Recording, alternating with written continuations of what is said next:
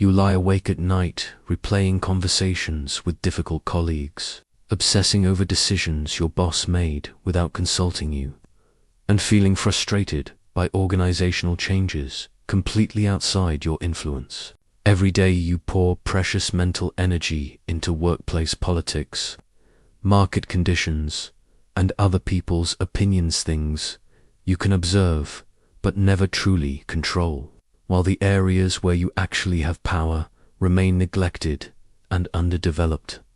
Marcus Aurelius, and the first maintained unshakable inner peace while ruling the most powerful empire in history, bearing the weight of plagues, wars, and the lives of millions. In my meditations, I discovered that true strength comes not from controlling external circumstances, but from mastering your response to them. The Stoic principles I'll share will transform how you direct your energy, giving you a fortress of calm that no workplace pressure can penetrate.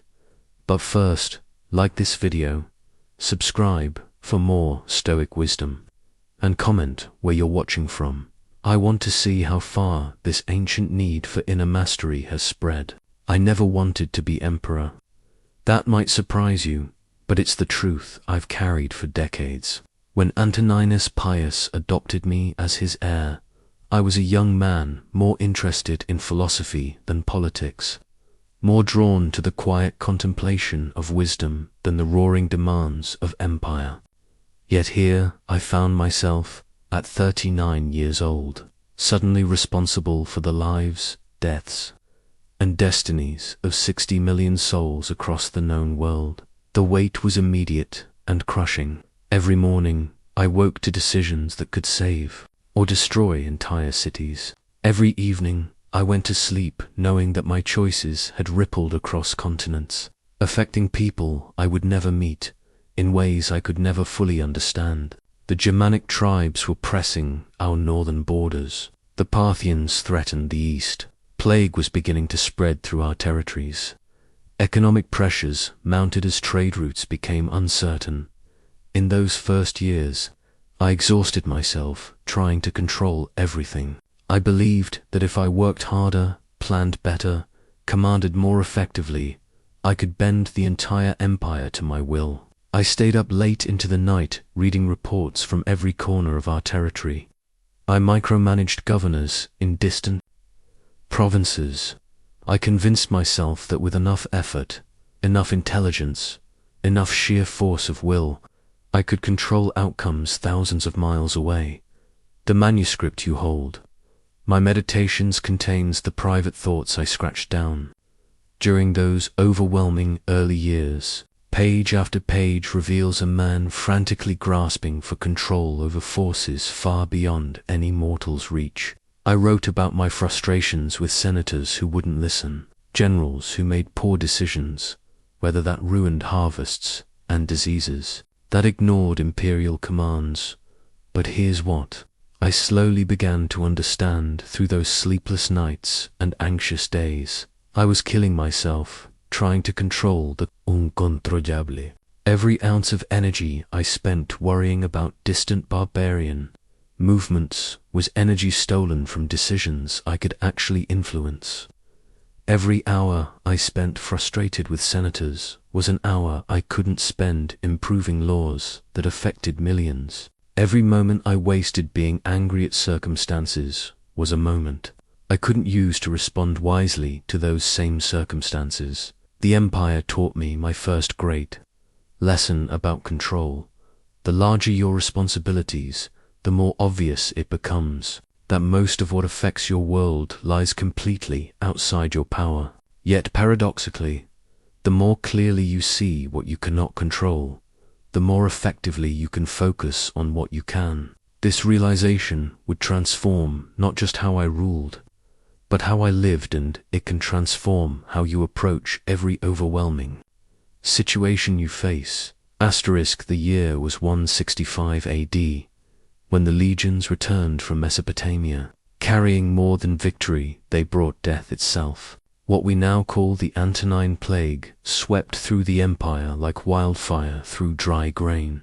In Rome alone, We were losing 2,000 people every day at the height of the outbreak. The smell of funeral pyres never left the air, and the sound of mourning became the constant soundtrack of our once mighty capital. I remember standing in my palace, surrounded by the finest physicians in the world, holding scroll after scroll of medical advice, desperately seeking some way to stop this invisible enemy. I consulted every expert, tried every remedy, issued decree after decree. I ordered the temples opened for continuous prayer, the granaries opened for food distribution, the treasury opened for medical supplies. I threw the full power of the Roman Empire against this plague, convinced that surely the resources and will of 60 million people could overcome any challenge. But the plague didn't care about my imperial edicts. It didn't respect Roman engineering, Roman law, or Roman determination. It killed senators and slaves with equal indifference. It devastated our armies and our citizens, our priests and our physicians. For the first time in my life, I encountered something that was completely, utterly, absolutely beyond my control. No matter how much power I wielded, or how desperately I tried to command it otherwise, I spent months in a state of rage and frustration that bordered on madness. How could this happen? How could I, the most powerful man in the world, be helpless against something I couldn't even see? I exhausted myself, issuing orders that had no effect, making plans that crumbled before invisible forces, and demanding results that simply couldn't be achieved through human effort alone. The medical scrolls from that period still exist, filled with desperate theories and failed remedies. Looking at them now, I see the frantic handwriting of a man trying to control the uncontrollable through sheer force of will. I was like a general trying to defeat the ocean by shouting commands at the waves. The breakthrough came during one particularly dark night when I realized I was fighting the wrong enemy. The plague wasn't my real problem. My resistance to the plague was killing me faster than the disease itself. I was spending so much energy raging against what I couldn't change that I had no strength left for what I could actually influence. How I responded, how I led during crisis, how I helped my people endure what couldn't be avoided. That night, I began to understand that acceptance isn't surrender, it's the foundation of effective action. When I stopped wasting energy trying to control the plague's existence and started focusing on controlling my response to it, everything changed. I couldn't stop the disease, but I could organize better medical care.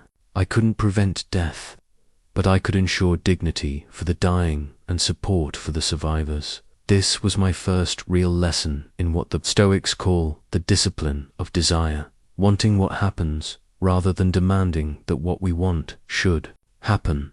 The moment of clarity came on a muddy battlefield.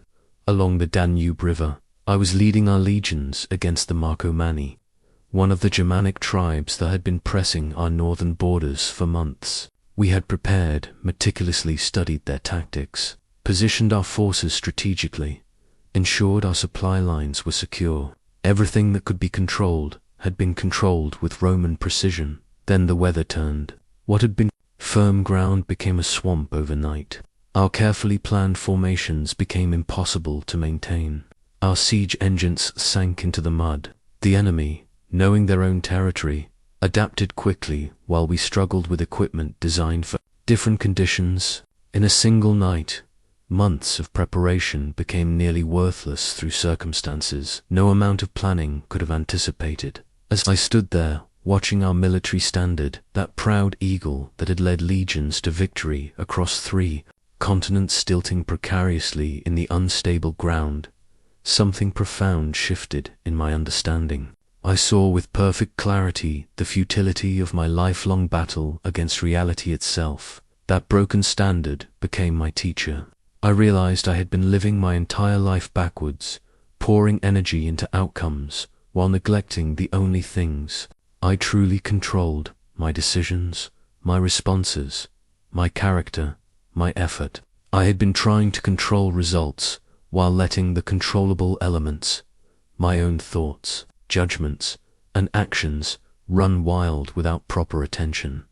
The philosophical breakthrough crystallized into what I now call the fundamental dichotomy. Some things are within our control, and some things are not. What's within our control is remarkably small, essentially our judgments, our decisions, and our responses to circumstances. What's outside our control is virtually everything else: other people's actions, natural events, outcomes, the past, and the future. This distinction seems simple, even obvious, when stated plainly.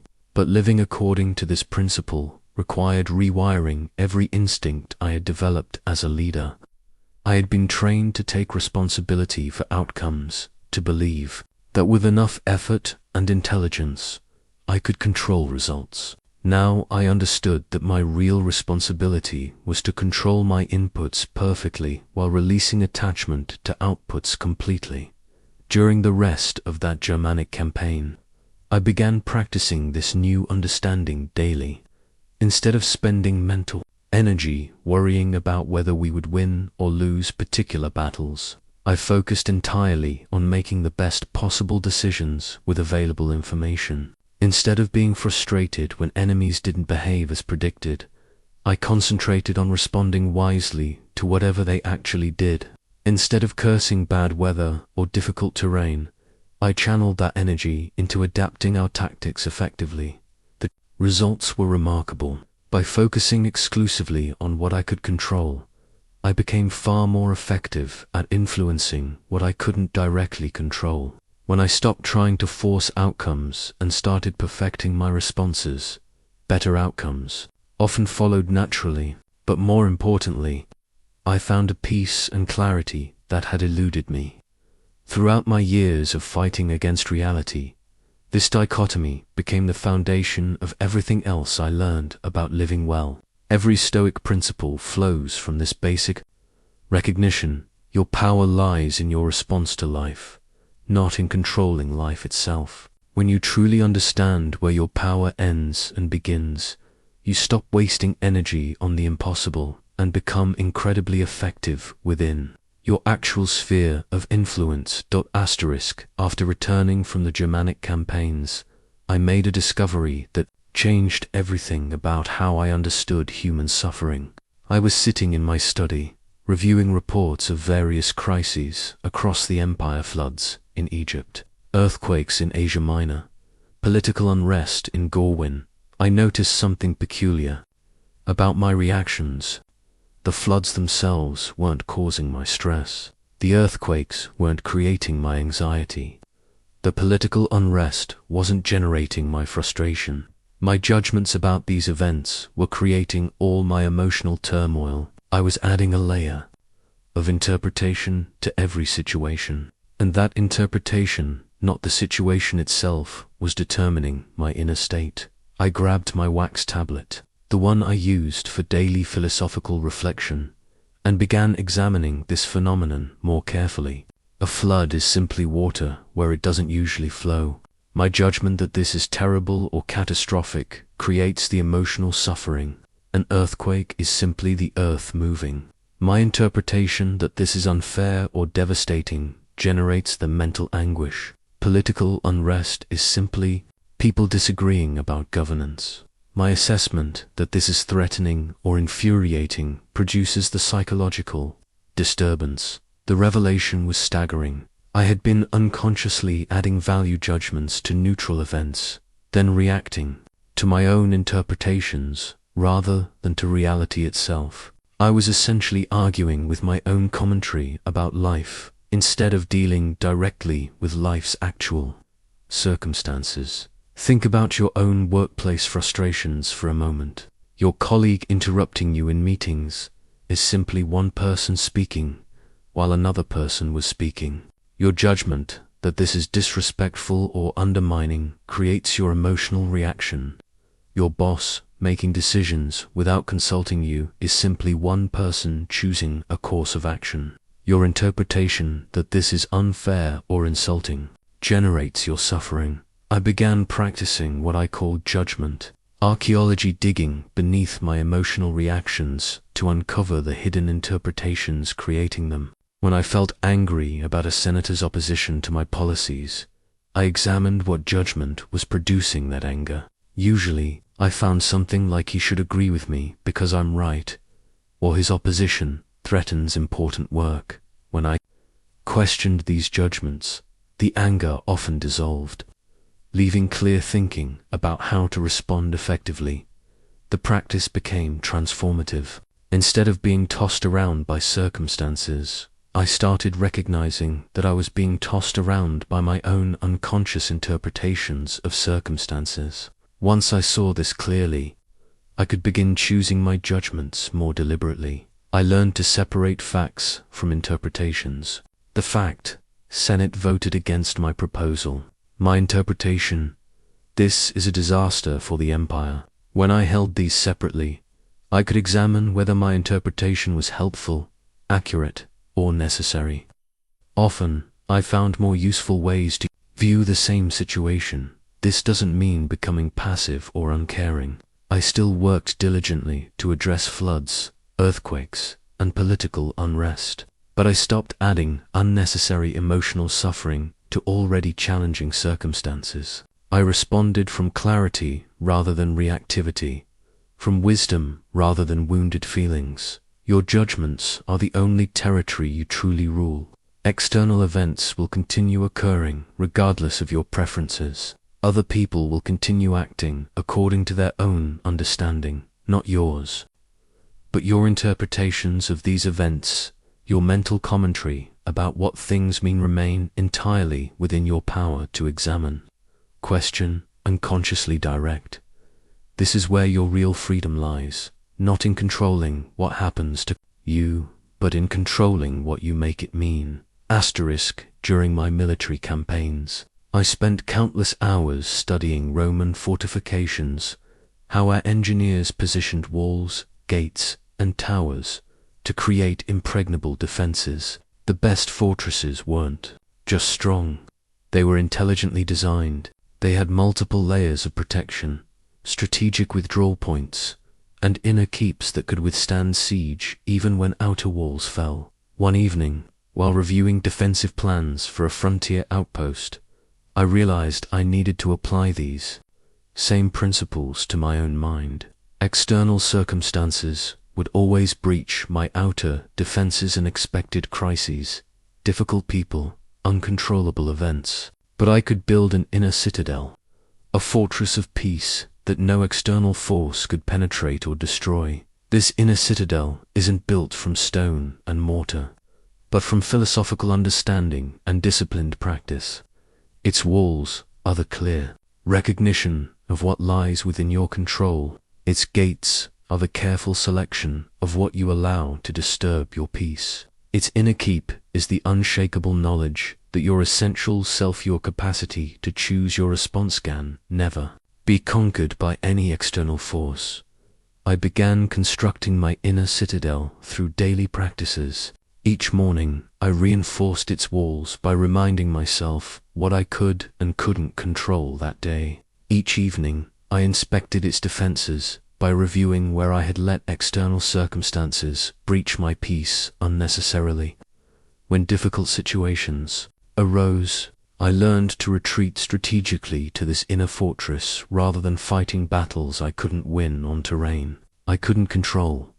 The architectural plans were simple but profound. The outer courtyard contained my initial responses to events. These could be overrun by circumstances, and that was acceptable. The main walls contained my considered judgments. These needed stronger defense but could sometimes be breached by overwhelming situations. But the inner keep contained my essential capacity to choose. My response to this was absolutely impregnable. Building this inner citadel transformed how I experienced leadership during crisis. When barbarian invasions threatened our borders, I no longer felt personally under attack. When political opposition arose in the Senate, I didn't experience it as an assault on my inner peace. When economic problems plagued the empire, They remained external challenges rather than internal disturbances. The key insight was understanding the difference between strategic retreat and cowardly surrender. When I withdrew to my inner citadel during difficult times, I wasn't abandoning my responsibilities or avoiding reality. I was positioning myself in the only place where I possessed complete power, my own response to circumstances, so I could act from strength rather than reactive weakness. Think of your most challenging workplace situation. Instead of feeling overwhelmed by everything going wrong around you, imagine retreating to your own inner citadel. The budget cuts are happening in the outer courtyard. You observe them clearly, but they don't penetrate to your core peace. The difficult colleague's behavior is attacking your main walls.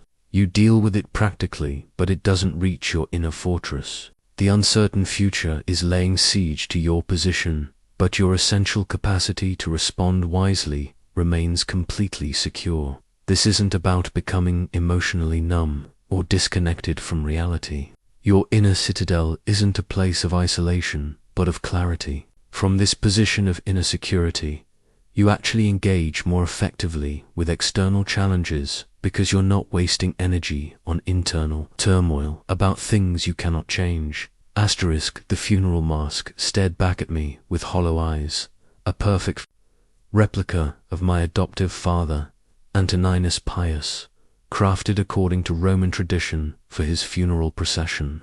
Holding it in my hands, I felt the weight of mortality in a way that no philosophical treatise could convey. This man who had ruled the empire for 23 years, who had seemed as permanent as the Palatine Hill itself, was now nothing but memory and wax. Death had been my teacher long before I became emperor. My natural father died when I was young.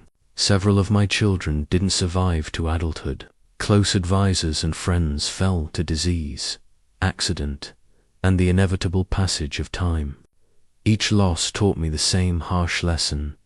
Everything I could lose would eventually be lost, and everything I tried to hold permanently would slip through my fingers like water. But here's what I discovered about death that transformed how I approached every aspect of life. Accepting impermanence didn't make me morbid or passive. It made me incredibly focused on what truly mattered. When you deeply understand that your time, your relationships, your achievements, and your struggles are all temporary, you stop wasting energy trying to make the impermanent permanent. I began each day with what I called the discipline of mortality, not as a morbid exercise, but as a clarifying practice. I would remind myself, this day could be my last. This conversation could be my final one with this person. This decision could be among my last as emperor. This wasn't depressing, it was liberating. It cut through all the petty concerns and political theater that usually consumed my attention. When senators spent hours debating trivial procedural matters, mortality reminded me to focus on legislation that would actually help people. When I found myself getting angry about minor slights or protocol violations, the awareness of impermanence helped me recognize how little these things would matter even a week later, let alone from the perspective of eternity. The funeral mask taught me another crucial lesson about letting go of outcomes. Antoninus Pius had spent decades carefully crafting policies, building relationships, and establishing his legacy. Yet within months of his death, new priorities emerged. Different approaches were adopted, and his specific methods were adapted or abandoned according to changing circumstances. This wasn't a failure of his leadership, was the natural order of things. Understanding impermanence revolutionized how I approached my own work. I still labored diligently on behalf of the empire, but I held my efforts lightly. I focused intensely on making good decisions, while releasing attachment to how those decisions would be remembered or whether they would endure in their original form. This paradox, caring deeply while holding lightly, became the foundation of sustainable leadership. Your modern workplace operates according to these same principles of impermanence. Whether you acknowledge them or not, the project you're stressed about will eventually be complete, forgotten, or irrelevant. The difficult colleague who's making your life miserable will eventually move on, retire, or change. The company you work for will eventually transform, merge, or cease to exist. Your career itself is temporary. This isn't nihilistic, it's practical wisdom. When you truly accept the temporary nature of your current challenges, you stop investing emotional energy in making them permanent fixtures of your peace of mind. You address them skillfully while they're present, then let them go when they pass, as everything inevitably does. Mortality teaches the ultimate lesson about control. You cannot control how long anything lasts, but you can control how fully you engage while it's here. Asterisk, the scrolls containing Stoic exercises still smell of the leather case I carried during campaigns, filled with daily practices that seemed impossible when I first encountered them. The most challenging practice was written in my teacher Epictetus's own hand. Don't seek for everything to happen as you wish it would, but rather wish that everything happens as it actually will. Then your life will flow well. When I first read those words, I thought Epictetus had lost his mind. Wish for things I didn't want. Desire outcomes I was actively trying to prevent. Want my enemies to succeed and my plans to fail. It seemed like philosophical suicide, a recipe for passive acceptance of every terrible circumstance. But as I practiced this discipline during the most challenging period of my reign, I discovered it contained the most revolutionary principle I had ever encountered. The discipline of desire isn't about becoming passive or indifferent to outcomes. It's about fundamentally transforming your relationship with reality, so that you work with circumstances rather than against them. Here's how I learned to practice it. When Germanic tribes captured one of our forward positions, my initial desire was for this not to have happened. I wanted a different reality where our defenses held and our strategy succeeded. But this desire was creating suffering on top of an already difficult military situation. I was fighting 2 battles, one against the Germanic tribes and another against the fact that they had captured our position. The discipline of desire taught me to fight only 1 battle. Instead of wanting the capture not to have happened, I practiced wanting it to have happened exactly as it did, not because I enjoyed losing territory, but because accepting what had already occurred was the only foundation for responding effectively to what actually existed rather than what I wished existed. This practice became transformative in every area of leadership. When the Senate opposed legislation I considered crucial, instead of burning energy wishing they supported it, I learned to want their opposition to exist exactly as it did. This didn't mean I stopped working to change their minds, but I stopped adding the extra layer of suffering that came from resisting the reality of their current position. The exercise scroll details the daily practice I developed each morning. I would identify the most likely frustrations of the coming political opposition, military setbacks, administrative delays, personal slights. Then I would practice wanting these things to occur if they were going to occur, rather than hoping they wouldn't happen. This sounds backwards until you understand the profound difference between wanting something to happen and wanting it to have happened if it happens.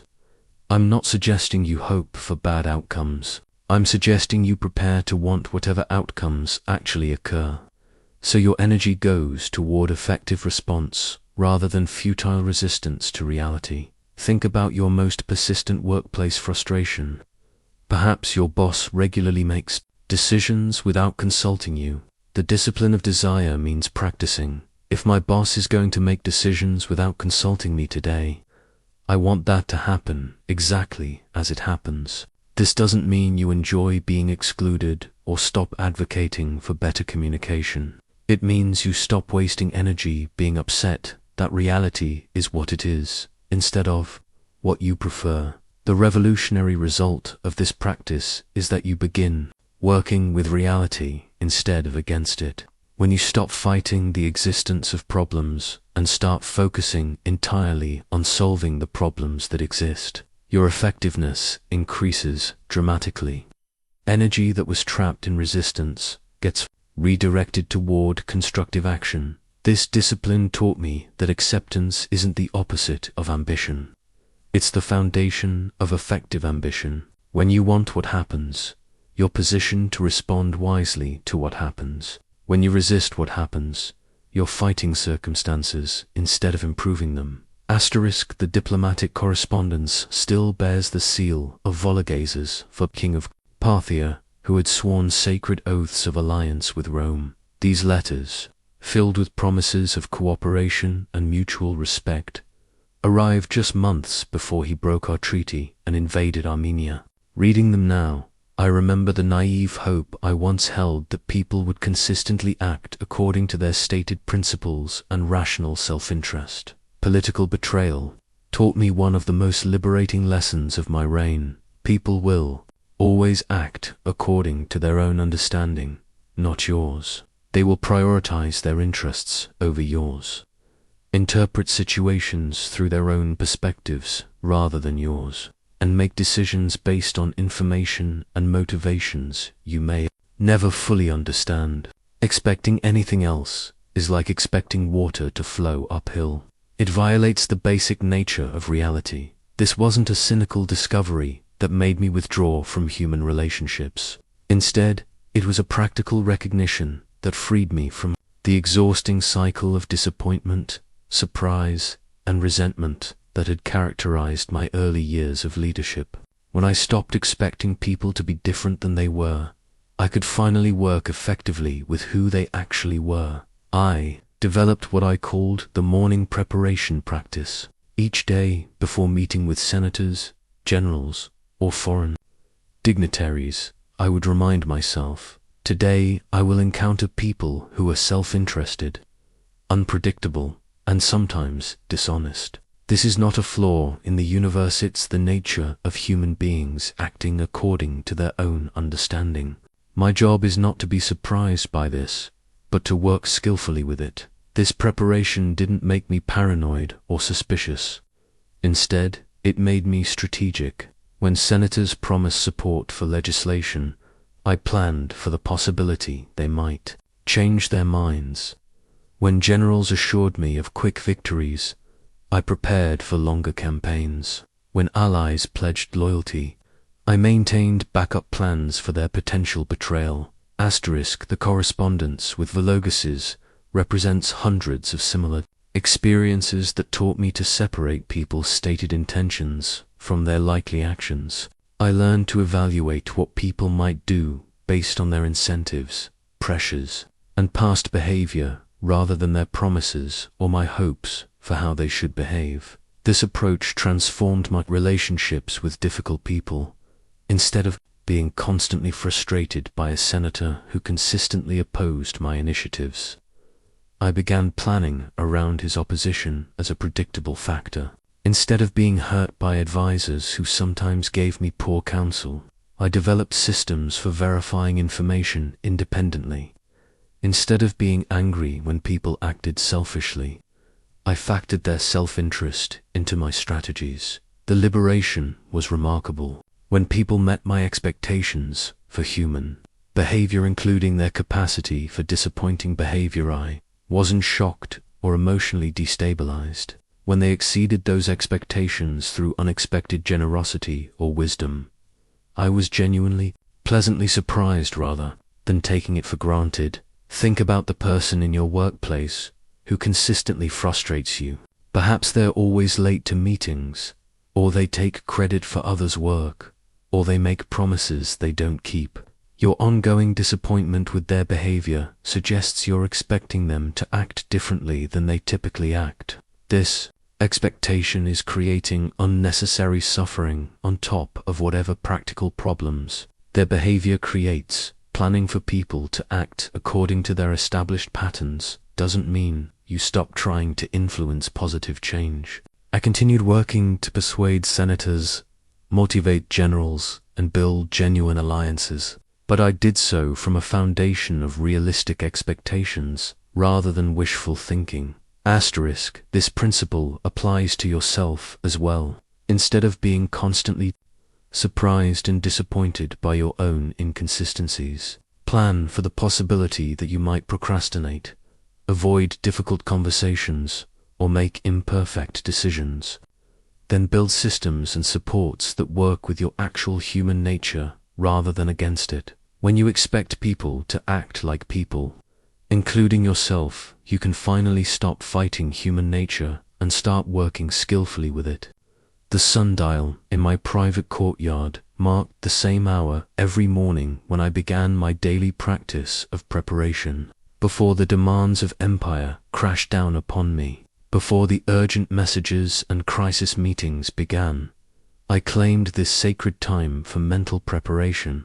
The shadows falling across the bronze gnomon reminded me that each day was a fresh opportunity to practice the principles that had transformed my life. My morning reflection wasn't prayer to the gods, though I honored them. It wasn't planning my schedule, though organization mattered. It was a deliberate practice of setting my mind right about what I could and couldn't control before circumstances tested my understanding. Like a general reviewing his strategy before battle, I spent these quiet moments reinforcing the philosophical foundations that would guide my responses throughout the day. I developed a specific routine that took no more than the time it takes for the sun to move one marking on the dial. First, I reminded myself of the fundamental dichotomy. Today I will encounter many things. Some will be within my control, my judgments, decisions, and responses. Most will be outside my control, other people's actions, unexpected events, and outcomes. My peace and effectiveness depend on focusing my energy exclusively on what I can actually influence. Next, I prepared myself for human nature. I will meet people today who are struggling with their own challenges, acting according to their own understanding, and prioritizing their own concerns. This is not a personal attack on myths, the natural condition of human life. My job is to work skillfully with people as they are, not to be frustrated that they aren't as I wish they were. Then I practiced what I called mortality awareness. This day may be my last, and it will certainly never come again. The conversations I have, the decisions I make, and the responses I choose today are unrepeatable opportunities. Let me engage fully with what's actually present, rather than being distracted by regrets about the past or anxieties about the future. Finally, I set my intention for the discipline of desire. Whatever happens today, I choose to want it to happen exactly as it does. Not because I enjoy all outcomes, but because wanting reality to be reality is the only foundation for responding wisely to reality. I will work diligently to influence what I can, while accepting completely what I cannot. This morning practice became my anchor during the storms of leadership. When unexpected crises arose, I could return to these principles that had been reinforced at dawn. When people disappointed me, I remembered my morning preparation for human nature. When outcomes differed from my plans, I recalled my intention to want what happens rather than fight what is. The transformation was immediate and lasting. Days that began with this philosophical preparation unfolded differently than days when I rushed directly into activity. Challenges that would have thrown me into emotional turmoil became opportunities to practice the principles I had rehearsed. People who would have frustrated me became chances to apply what I had learned about human nature. Your modern morning probably begins with checking messages, reading news, or immediately engaging with the day's demands. But consider claiming just 10 minutes for your own version of philosophical preparation. Before you open your laptop or check your phone, spend time remembering what you can and cannot control about the day ahead. Remind yourself that most of what happens today will be outside your direct influence, but your response to what happens remains entirely within your power. Prepare for the likelihood that people will act according to their own interests and understanding rather than yours. Set your intention to engage fully with whatever actually occurs, rather than being distracted by how you wish things were different. This isn't time taken away from productivity, it's the foundation that makes everything else more effective. When your mind is properly prepared for reality, you stop wasting energy fighting circumstances and can focus entirely on responding skillfully to circumstances. The sundial's shadow moves, whether you pay attention or not. The day's challenges will arrive, whether you're prepared or not. But how you meet those challenges depends entirely on how you prepare your mind before they begin. The sword lay broken in 2 pieces on my campaign table. Its blade snapped cleanly. Where the metal had been stressed beyond its limits during the battle at Carnuntum. Any other general might have seen this as an omen of defeat, a sign that fortune had turned against us. But as I examined the fractured weapon, I saw something that would reshape my entire understanding of setbacks and challenges. My armorer had taken the broken pieces and reforged them into a new blade, stronger than the original. The breakpoint, where the metal had failed, became the strongest part of the reforged sword through the process of heating, hammering, and tempering. What had appeared to be the weapon's destruction became the foundation of its improvement. This broken sword taught me the most counterintuitive principle of Stoic philosophy. Obstacles are not impediments to the path, they are the path itself. Every challenge you face is not preventing you from developing strength, wisdom, and character. It is the very means by which these qualities are developed. Opposition doesn't block your progress, it creates your progress. During my campaigns along the Danube, we faced every conceivable setback. Supply lines were cut by enemy raids. Weather destroyed our equipment. Disease weakened our forces. Political opposition in Rome undermined our funding. Traditional thinking would classify these as problems, preventing us from achieving our military objectives. But I began to see each obstacle as a unique training ground for specific virtues. Supply shortages taught resourcefulness and creativity. In logistics, bad weather developed patience and adaptability in planning. Disease among the troops created opportunities to practice compassion and maintain morale during hardship. Political opposition forced me to become more persuasive and strategic in my communications with the Senate. The realization was profound. We weren't experiencing setbacks that prevented us from becoming better leaders. We were experiencing the exact challenges necessary to develop the leadership qualities the situation demanded. The obstacles weren't random punishments or cruel twists of fate. They were perfectly designed training exercises for the specific skills we needed to develop. I started practicing what I called obstacle transformation.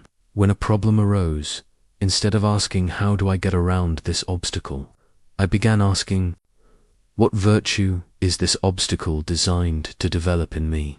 Instead of seeing challenges as delays in reaching my goals, I recognized them as the means by which worthy goals are achieved. Think about your most persistent workplace challenge. Perhaps you have a micromanaging boss who questions every decision you make. Traditional thinking sees this as an obstacle to your professional development and job satisfaction. But what if this situation is perfectly designed to teach you patience, clear communication, proactive reporting, and independence of judgment? Or perhaps you're dealing with budget cuts that make your job more difficult. Instead of viewing this as a barrier to success, consider it as training in efficiency, creativity, prioritization, and resourcefulness. It's exactly the skills that distinguish exceptional performers from those who can only succeed when conditions are ideal. The broken sword principle applies to every area of difficulty. The difficult colleague who challenges your ideas isn't preventing you from demonstrating leadership there, creating the exact conditions where leadership skills are developed. The unexpected deadline that creates pressure isn't blocking your professional growth. It's the training ground where you learn to perform under pressure. This doesn't mean you become passive about improving circumstances. I still worked diligently to solve supply problems, negotiate better weather windows for campaigns, and build political support in Rome. But I stopped seeing these challenges as unfortunate interruptions to my development and started recognizing them as the curriculum. For my development, the obstacle becomes the way when you understand that the qualities you need to succeed are forged precisely through the process of overcoming the obstacles that seem to prevent success. Your challenges aren't delaying your progress, they are your progress. Every difficulty you face is not happening to you, it's happening for you, as the exact training you need to become who you're capable of becoming. Each evening, after the last petitioner had been heard and the final reports reviewed, I would sit with my polished bronze mirror, not to examine my appearance, but to practice the most honest form of self-examination I had ever discovered. In that reflective surface, I saw not just my physical features, but the thoughts, reactions, and choices that had shaped my day. The evening review became as essential to my development as the morning preparation. If dawn was for setting my philosophical intentions, dusk was for examining how well I had lived up to them. The mirror's surface reflected back the truth about where I had succeeded in applying Stoic principles and where I had fallen back into old patterns of fighting the uncontrollable. I developed a systematic approach to this daily examination. First, I reviewed the moments when I had wasted energy trying to control things outside my influence. Perhaps I had spent time being frustrated that senators didn't immediately understand the wisdom of my proposals, or maybe I had become angry about whether that delayed military movements. These moments of fighting reality became lessons for tomorrow's better choices. Next, I examined instances where I had successfully focused on what was actually within my control. When a crisis arose in Gaul, did I waste energy wishing it hadn't happened, or did I immediately focus on responding effectively to what had happened? When an advisor gave me unwelcome news, did I shoot the messenger, or did I concentrate on making the best decision based on accurate information? The mirror forced me to be honest about my emotional reactions. Where had I allowed other people's actions to disturb my inner peace? Which situations had triggered anger, anxiety, or frustration that clouded my judgment? The goal wasn't to judge myself harshly for these reactions, but to understand them clearly so I could respond differently next time. I also examined my judgments. What interpretations had I added to neutral events that created unnecessary suffering? If a foreign king had failed to respond to our diplomatic overtures, had I made this mean something personal about respect for Rome, or had I simply recognized it as one possible response among many? Learning to separate facts from my commentary about facts became a daily practice. The evening review revealed patterns I couldn't see while caught up in the day's activities. I noticed that certain types of situations consistently triggered reactive responses. I observed that my peace of mind fluctuated based on how well I remembered and applied morning intentions. I discovered that days when I practiced the discipline of desire were markedly more effective than days when I fought against circumstances. Most importantly, the mirror showed me that self-examination without self-condemnation was possible. The goal wasn't to achieve perfect Stoic responses immediately, but to become increasingly aware of when I was applying these principles and when I was abandoning them. Awareness itself became the foundation for gradual improvement. Your modern equivalent might be 10 minutes before sleep, reviewing the day's challenges and your responses to them. Ask yourself, where did I waste energy trying to control things outside my influence? When did I successfully focus on my actual sphere of power? What judgments did I add to neutral events that created unnecessary stress? Notice which workplace situations consistently trigger reactive responses in you. Perhaps meetings with certain people always leave you frustrated. Maybe unexpected changes to your projects regularly create anxiety. These patterns, once identified, become opportunities for tomorrow's practice, rather than evidence of personal failure. The evening review isn't about perfect performance. It's about honest assessment that leads to gradual improvement, like a craftsman examining his work at day's end to understand what techniques succeeded and what needs refinement. You're developing the skill of wise response through daily practice and reflection. The mirror reflects what is, not what you wish were. There, your evening examination should have the same quality of honest recognition. When you see clearly how you've been spending your mental energy, you can begin directing it more skillfully toward what actually deserves your attention and effort. The wine cup lay shattered on the marble floor of my study, its pieces reflecting the lamplight like scattered jewels. I had thrown it in a moment of rage after receiving news that our supposed allies in Germania had betrayed our treaty and joined our enemies. Standing there among the fragments, I realized I was looking at a perfect metaphor for what anger does to the person who holds it. The cup's destruction hadn't harmed the Germanic tribes who had betrayed us. It hadn't changed their decision or improved our military situation. It had only destroyed something valuable that belonged to me while cutting my hand in the process. In that moment, I understood that anger is a poison you drink, hoping someone else will suffer from its effects. My early years as emperor were marked by frequent eruptions of anger that I mistook for righteous responses to injustice. When senators opposed legislation that would help the poor, I became furious. When generals made tactical errors that cost lives, I erupted with rage. When foreign kings failed to honor agreements, I burned with indignation. I convinced myself that these emotional reactions were appropriate responses to wrongdoing, but as I examined anger more carefully, I discovered it was actually a choice I was making based on hidden judgments about how reality should operate. My anger at senatorial opposition was based on the belief that senators should agree with me when I'm right. My rage at military mistakes came from the judgment that generals should never make errors that have serious consequences. My fury at diplomatic betrayals arose from the assumption that treaties should always be honored by rational people. Each of these underlying beliefs was essentially a demand that reality conform to my preferences rather than operate according to its own nature.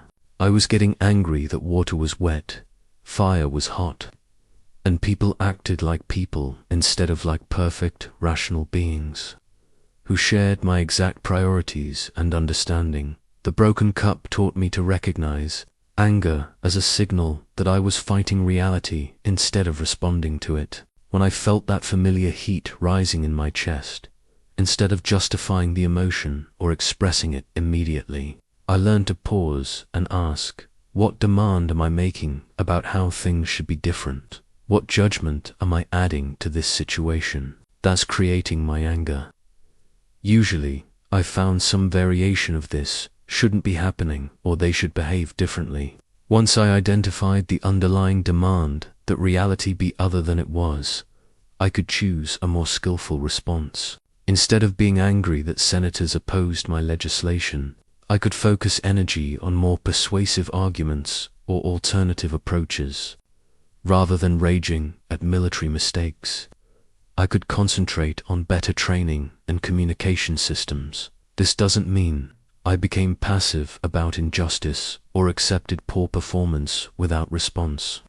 I still worked vigorously to improve situations that needed improvement, but I did so from a foundation of clear thinking rather than emotional reactivity. When you're angry, you're focused on how wrong the situation is. When you're responding skillfully, you're focused on how to make it better. Think about what triggers anger in your workplace. Perhaps a colleague consistently takes credit for your ideas, or your boss regularly changes priorities without explanation, or company policies seem inefficient and frustrating. Notice that your anger is based on hidden demands.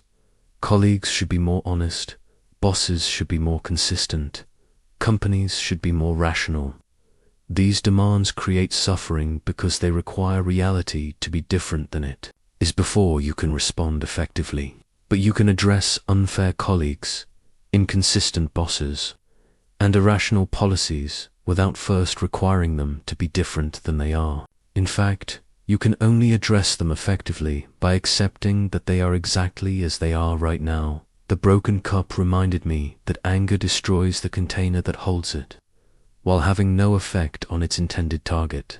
When you choose responses based on clear assessment rather than emotional reaction, you preserve your inner peace, while often becoming more effective at creating the changes you actually want to see. The hourglass on my desk contained thousands of grains of sand, but only one grain passed through the narrow opening at any given moment.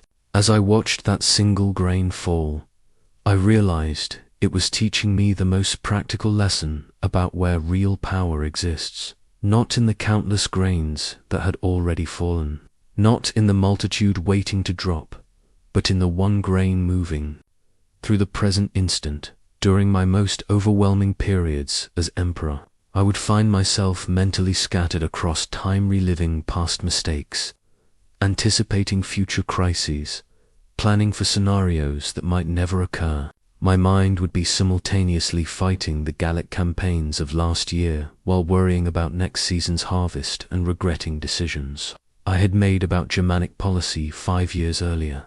Meanwhile, the actual decision that needed my attention right now, the single grain of sand falling through the present moment, received only a fraction of my focus. I discovered that this mental time traveling was not just inefficient, it was the source of most of my stress and poor decision making. When my attention was divided between past regrets and future anxieties, I couldn't respond skillfully to present circumstances. I was like a general trying to fight 3 battles simultaneously, one that was already over, one that hadn't begun yet, and one that was happening right now. The present moment became my teacher about where control actually exists. I cannot change the past, no matter how much mental energy I invest in replaying conversations, second-guessing decisions, or wishing I had acted differently. I cannot control the future, regardless of how much time I spend creating detailed plans for uncertain scenarios or worrying about outcomes that may never materialize. But in this present moment, this single grain of sand passing through the hourglass, I have complete power. Right now, I can choose my response to current circumstances. Right now, I can make the best decision available with current information. Right now, I can apply the principles I've learned to the situation that actually exists rather than to situations that existed yesterday or might exist tomorrow. I developed a practice I called present moment anchoring. When I noticed my mind spinning through past regrets or future fears, I would bring my attention back to what was actually happening right now. What decision needed to be made? What person was in front of me? What information was I actually receiving? This wasn't about ignoring lessons from the past or failing to plan for the future. It was about doing both of those things from a foundation of present moment awareness. The hourglass taught me that presence amplifies power. When all of your mental energy is focused on the current moment, you can respond with remarkable clarity and effectiveness. When your attention is scattered across multiple time periods, you're weak in all of them, unable to change the past, ineffective in the present, and anxious about a future you're not skillfully preparing for. Think about your own relationship with time. During stressful workdays, notice how often your mind drifts into replaying difficult conversations from earlier in the week, or rehearsing arguments for meetings that haven't happened yet, or creating elaborate worry scenarios about projects that are still in development. While your mind is time traveling, what present moment opportunities for skillful action are you missing? The email that needs to be written now gets delayed while you mentally replay yesterday's criticism from your boss. The current conversation with a colleague receives half your attention while you worry about next month's presentation. The decision that could be made clearly right now gets postponed while you second-guess choices you made last year. Present moment awareness doesn't mean you stop learning from experience or planning for the future. It means you do both of those activities from a foundation of attention to what's actually happening now. You learn from the past while present. You plan for the future while present. You respond to current circumstances with the full power of focused attention. The grain of sand falling through the hourglass represents the only time when your power is real and available. Yesterday's grain has already fallen and cannot be recalled. Tomorrow's grain is still waiting and cannot be rushed. But this grain, this moment, is where your influence lives, where your choices matter, and where your peace or turmoil is determined by the quality of your attention. Asterisk, the imperial seal of justice bore a simple inscription: Salus Populi Suprema Lex. The welfare of the people is the supreme law. Each time I pressed that seal into warm wax to authorize legislation, I was reminded that my greatest liberation from the prison of self-centered control came through dedicating my efforts to something larger than my personal preferences and outcomes. During my early years as emperor, I was consumed with how circumstances affected me, whether policies enhanced my reputation, whether military victories increased my legacy, whether political opposition diminished my authority. This self-focused approach to leadership created constant stress because I was trying to control how everything impacted my personal situation and standing. The transformation began when I shifted from asking, "How does this affect me?" to "How can I serve the common good?" This wasn't merely a noble sentiment or philosophical ideal, it was the most practical discovery I made about escaping the trap of trying to control uncontrollable outcomes. When you're focused on how situations affect you personally, every challenge becomes a threat to your well-being. Every setback feels like a personal attack, and every unexpected outcome triggers anxiety about your security or success. But when you're focused on how you can serve others through your response to circumstances, challenges become opportunities to demonstrate character, setbacks become chances to model resilience, and unexpected outcomes become occasions to practice wisdom. I remember the day this principle became real for me. A severe famine had struck several provinces, and my initial reaction was to worry about how food shortages might affect political stability and whether my administration would be blamed for inadequate preparation. I was focused on protecting myself from criticism rather than protecting people from hunger. The seal of justice sitting on my desk reminded me to ask a different question: what would best serve the people who are suffering right now? Immediately, my anxiety transformed into clarity. Instead of worrying about political consequences, I could focus on organizing relief efforts. Instead of being defensive about past policies, I could concentrate on current solutions. Instead of trying to control how this crisis might affect my reputation, I could direct energy toward minimizing its impact on actual human lives. This shift from self-protection to service created a paradox that took years to fully understand. The more I focused on serving others rather than controlling outcomes for myself, the more effective I became at achieving good outcomes. When my attention was no longer trapped in self-centered concerns about how things affected me, I had much more mental energy available for responding skillfully to how things affected the people I served. Service to others became my pathway out of the exhausting cycle of trying to control circumstances for personal benefit. When a senator opposed legislation I favored, instead of taking it personally and plotting political revenge, I could focus on finding common ground that might actually help citizens. When generals reported military setbacks, instead of worrying about how defeats might reflect on my leadership, I could concentrate on adjusting strategies to better protect our soldiers and territory. The imperial seal reminded me daily that my primary job wasn't to ensure that everything worked out well for Marcus Aurelius, but to ensure that my responses to whatever happened served the broader good. This purpose transcended my personal preferences and gave meaning to difficulties that would have been merely frustrating if viewed through the lens of self-interest. Think about how this principle might transform your approach to workplace challenges. Instead of asking, "Why is this happening to me?" when you face difficulties, try asking, "How can I serve others through my response to this situation?"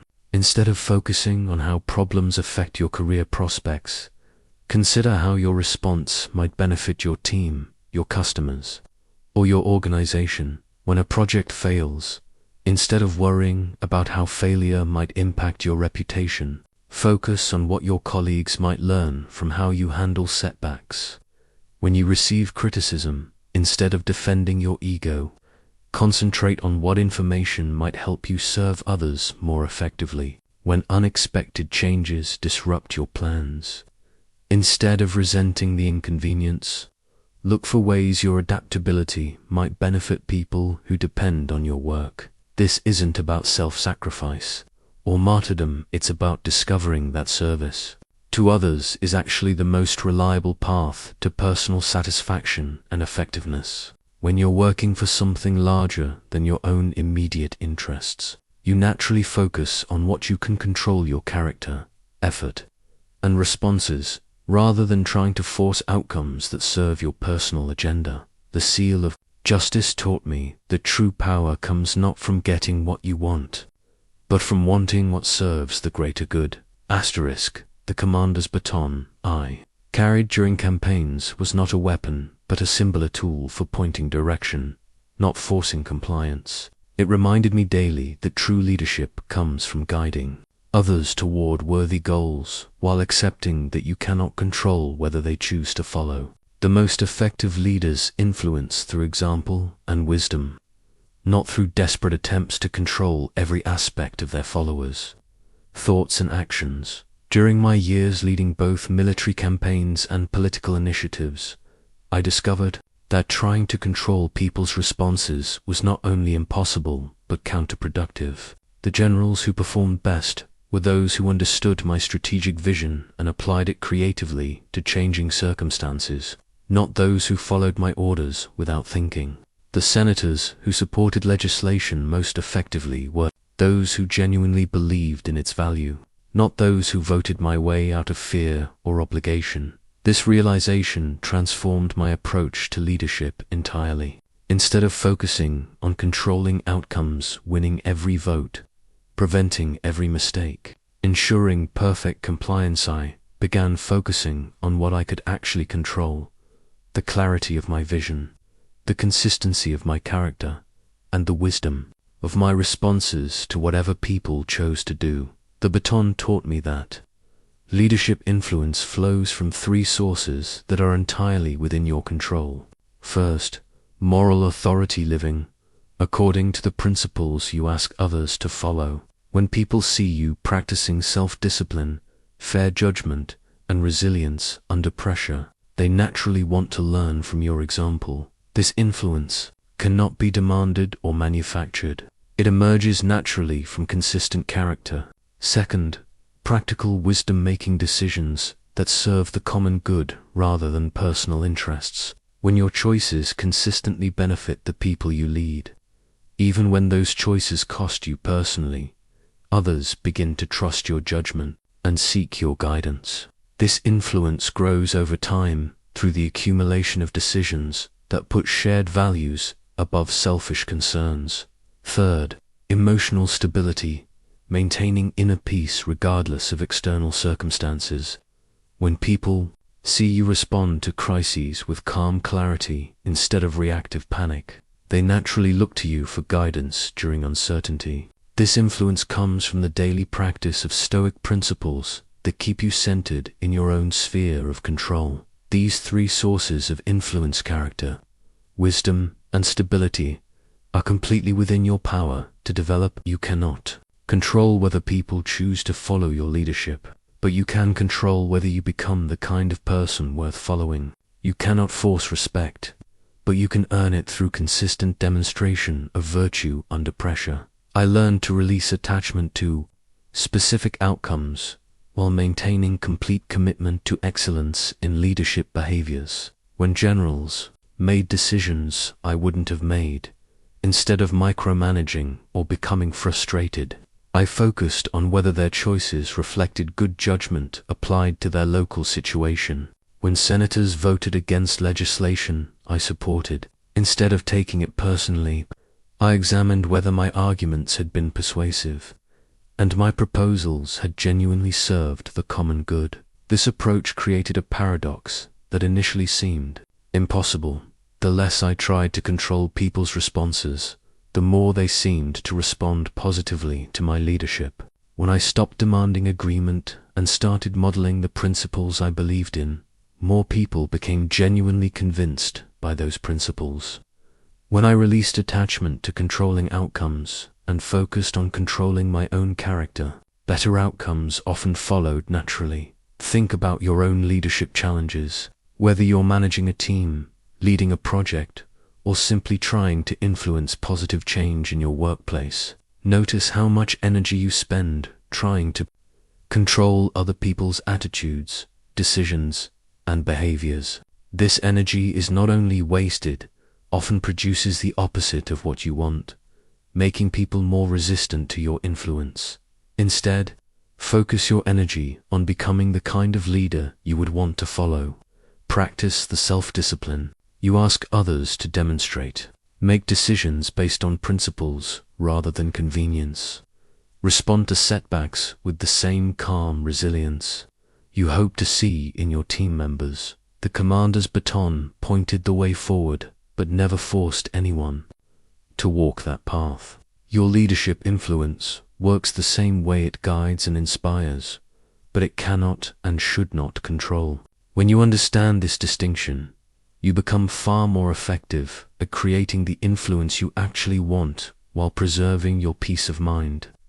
Regardless of how others choose to respond, the Antonine Column rises 100 feet above the Campus Martis, its spiral reliefs depicting our victories in the Germanic Wars. Citizens pass by daily, most without pausing to examine the scenes carved into its marble surface. Standing before it in my final years, I realized this monument taught me the most profound lesson about what endures when all attempts at control have ended. Every scene carved into that column represents something I once believed I could control permanently. Military victories I thought would secure lasting peace. Political agreements I assumed would endure for generations. Economic policies I was certain would solve persistent problems. Treaties I believed would create permanent stability. Looking at those stone images now, I see how naive I was about the permanence of any human achievement. The Germanic tribes we defeated have regrouped under new leaders. The peace we secured has required constant renegotiation. The problems we solved have been replaced by different challenges that demand different solutions. The stability we created has given way to new forms of instability that test my successors. Wisdom. Nothing carved in stone remains as fixed as the stone itself suggests. Yet something has endured that the column cannot capture. The principles that guided how I responded to circumstances, regardless of whether those circumstances produced lasting external results. The character developed through accepting what I could not control has proven more permanent than any outcome I tried to control.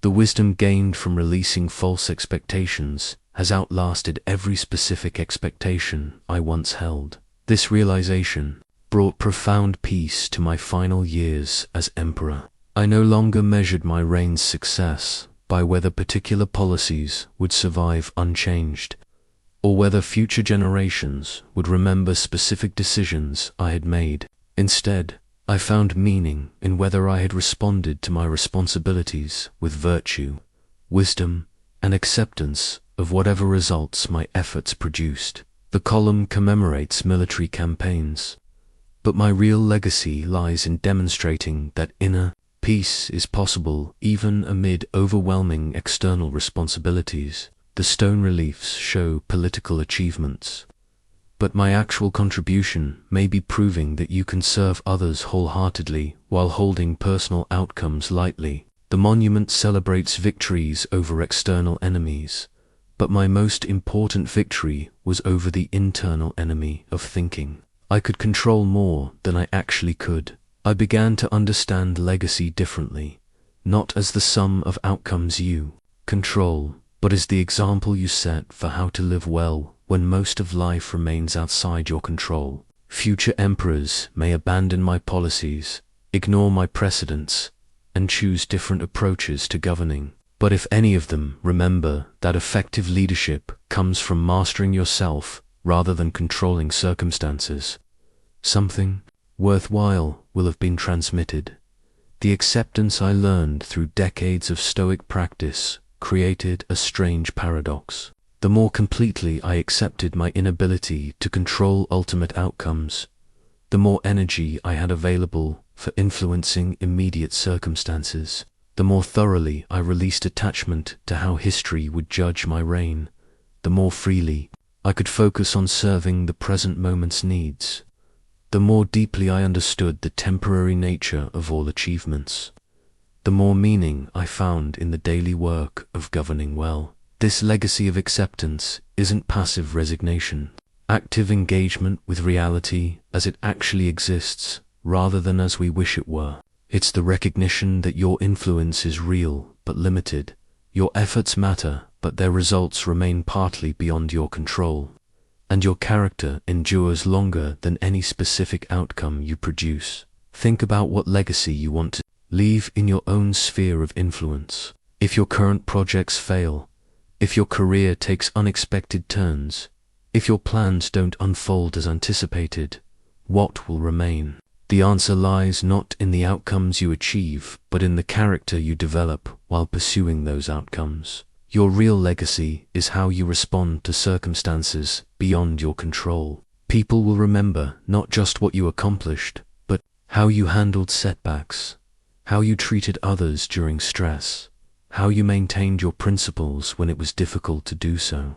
They'll be influenced not only by your successes, but by your demonstration that inner peace and outer effectiveness can coexist even when you can't control results.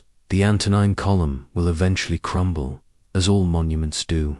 But the example of living well within the constraints of reality, that legacy can be transmitted indefinitely from person to person, generation to generation. As long as someone remembers that true power lies in accepting what you cannot control, while mastering what you can. The simple stone from the Danube sits on my desk as I write these final words. Smooth river rock, worn by countless years of flowing water, transformed from jagged fragment into something beautiful through the patient process of constant, gentle pressure.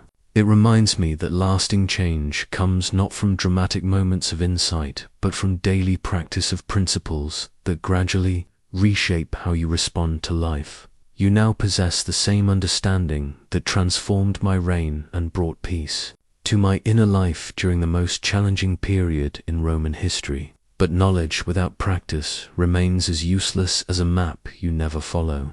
The real transformation begins when you start applying these principles to your daily experience of uncontrollable circumstances. Here is the daily practice that changed everything for me.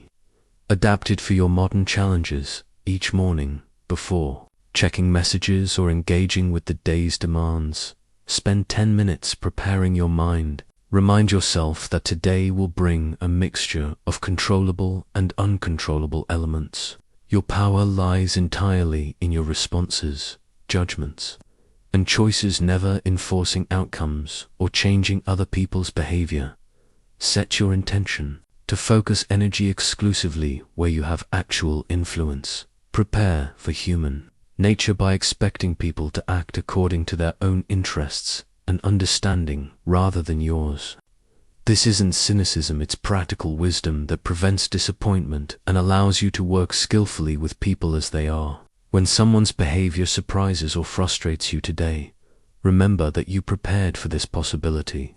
Practice the discipline of desire by choosing to want whatever happens to happen exactly as it does. This doesn't mean hoping for problems, but rather accepting that if challenges arise, you will want them to exist so you can respond wisely to what actually exists rather than fighting what you wish didn't exist. Throughout the day, notice when your mind drifts into trying to control uncontrollables. When you catch yourself worrying about outcomes, other people's opinions, or circumstances beyond your influence, gently redirect your attention to what you can actually control in this present moment. This redirection becomes easier with practice, like developing any skill through repetition. When obstacles arise, and they will ask yourself, what virtue is this situation designed to develop in me? Instead of seeing challenges as interruptions to your progress, recognize them as the curriculum for developing qualities you couldn't develop any other way. Every difficulty becomes a training ground for patience, resilience, creativity, or wisdom. Each evening, examine your day honestly. Where did you waste energy fighting reality? When did you successfully focus on your actual sphere of control? What judgments did you add to neutral events that created unnecessary suffering? This isn't about perfect performance, but about growing awareness that leads to gradual improvement. Practice seeing your workplace challenges as opportunities to demonstrate these principles, rather than as problems that prevent you from being happy. The difficult colleague becomes your teacher in patience. The unreasonable deadline becomes training in grace under pressure. The organizational change becomes practice in adapting skillfully to circumstances you didn't choose. Remember that your influence grows not from controlling people, but from becoming someone worth following. Focus on developing the character, wisdom, and emotional stability that naturally inspire others, rather than trying to force compliance or agreement. Most importantly, hold these practices lightly. The goal isn't to become a perfect Stoic, but to gradually spend more energy on what you can actually influence and less energy fighting what you cannot change. Some days you'll apply these principles skillfully.